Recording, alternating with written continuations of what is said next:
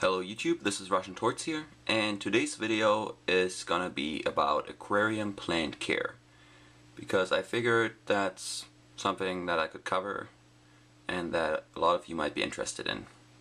So in this video we're gonna be going over a few things. We're gonna be going over proper lighting, fertilization, both liquid fertilization, root taps, carbon dioxide, and also maintaining plants with trimming and planting and everything. So, and plant substrate. So actually let's start by going over plant substrate. To get really good plant growth, it is pretty much essential to have a plant substrate. Now the plant substrate that I use in my fluval spec, as you can see right here, is fluval stratum. I forgot to put that on the table.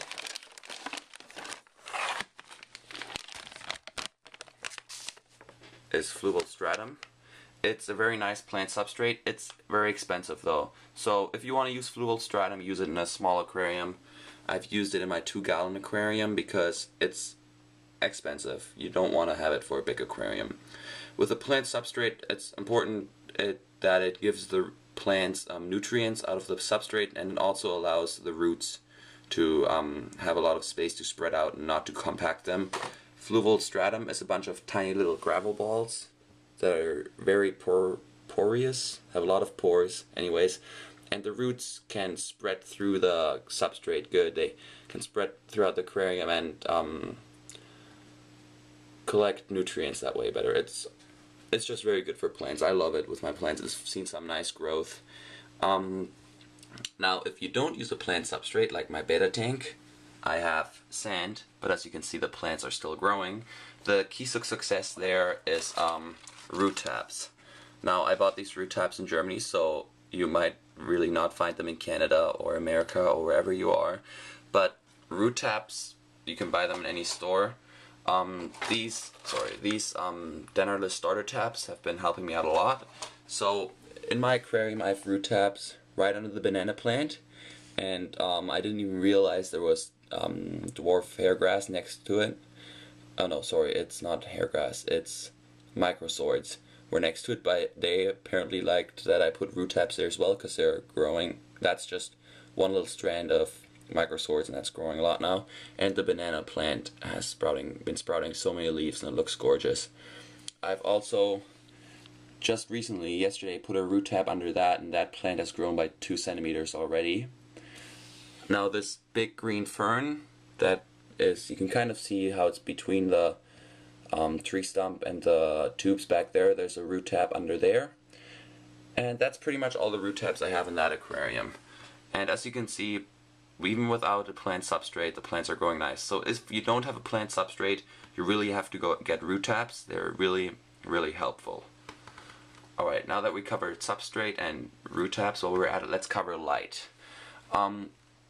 It is important to choose the correct light output for the plants you have, because there's low light plants, high light plants, and medium light plants. And I recommend, if you're starting off with aquarium plants, to get low light plants. Some low light plants that you might find out there is Java fern. Java fern is the plant you can see in the center right here. Or this is even better. This is Java fern right here. Java fern, it's nice. You can attach it to stumps, tree stumps, and decoration with an elastic band. After a few weeks, cut off the elastic bands and the Java fern stays attached. I have 2 Java ferns up there, 1 Java fern there, and then I have 1 Java fern plant right here, and they do really good with low light. Another low light plant is Anubias, which is this big leaf plant on here. Anubias grows very, very slowly, but I don't know if you can see the new growth on the front there. It's also a low light plant.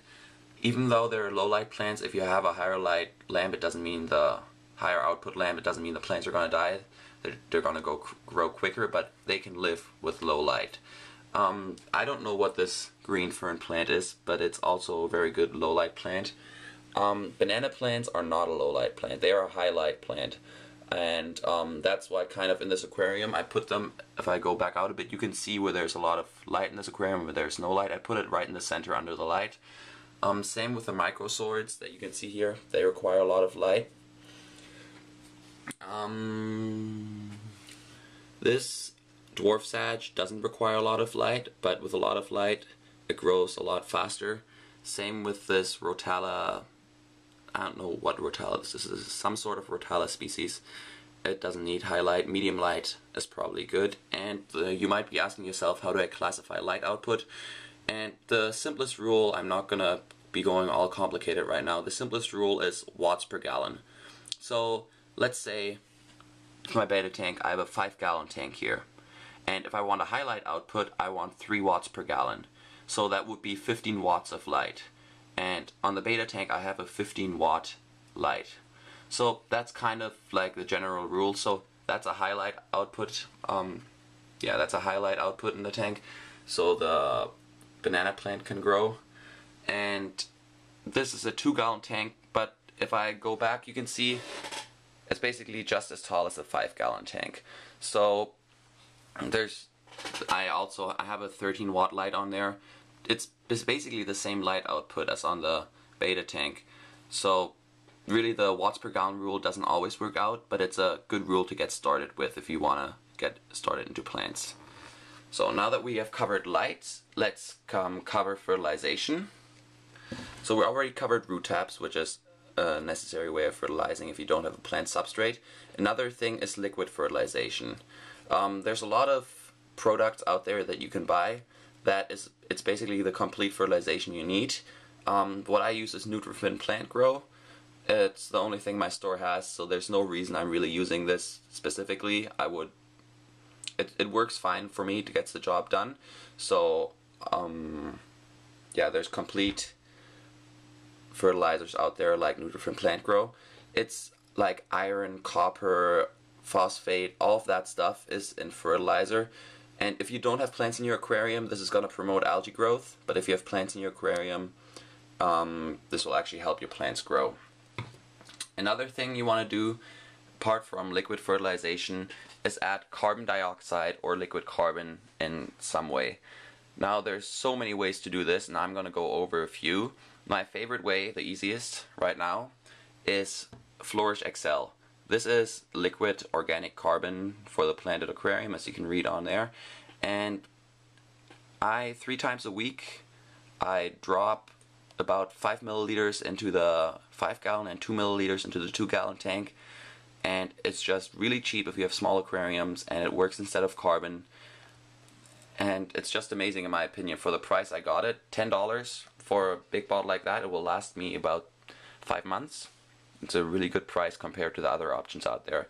Another option is, I kind of have these here, is that you have CO2, that you have like the mechanical way of getting CO2 from canisters into your aquarium. This is the fluval CO2 set, the small fluval CO2 set, and it comes with this diffuser here. Now the problem with that is mine broke. It worked out really nice when I had it, but it broke and there's no replacement part for the part that broke. So I would have to buy the whole thing again, and that's expensive. And that's the major problem with buying the pressurized CO2. It's expensive. If you have small aquariums, especially really expensive. If you have big aquariums, you want to be going with that because it's cheaper in the long run. Another way you can do it yourself is, I showed this in one of my videos before, is with yeast and sugar, mixing that in a bottle of water. Now if you want to see that, I'll put a link of that in the description below. I think I have a video on it anyways. I'll put a link of that in the description so you can see. And that's carbon dioxide for you. Now the next thing that I want to go over is trimming plants. So like you can see here, I have plant scissors and plant tongs. The tongs are great for planting aquarium plants. There's no way I would have been able to plant all these stems next to each other without using my plant tongs. So they're expensive. The ones from Fluval that I got, they're maybe $20, super expensive, but they're worth it. There's no way you can plant all of this without having tongs. And scissors are good for trimming plants. If you have dying parts of a plant, as I don't know if you can see, but in the fern back there, there's a brown stem on it. I'm gonna go cut that off right after the video. You really want to always cut off the dying parts from your aquarium plants, as they take away nutrients that the plant can use to grow other parts. So that's basically plant care. Now, I know I've said all these things separately right now, but one of the most important things is that you want to use all of them together to create the perfect habitat for your plants to grow in. You need to find just the right balance between carbon dioxide, fertilizers, and light. Once you find that output, you'll have once you find that mixture of the perfect balance, you will not have any algae growth in your aquarium and it will look great. I don't know if any of you have seen my old betta tank videos, but it was just covered in algae, everything. But once I figured out how to balance carbon dioxide and fertilizers and light, there's no more algae in my betta tank, and I do not have anything that eats algae in there apart from maybe the Malaysian trumpet snails. In my fluval speck, you can see on the left wall there, I have a bit of algae growth, so I don't have it perfectly figured out in there. It's always more difficult to do it in small aquariums, but I think I'm on my way there and the plants are growing, so I'm not really concerned.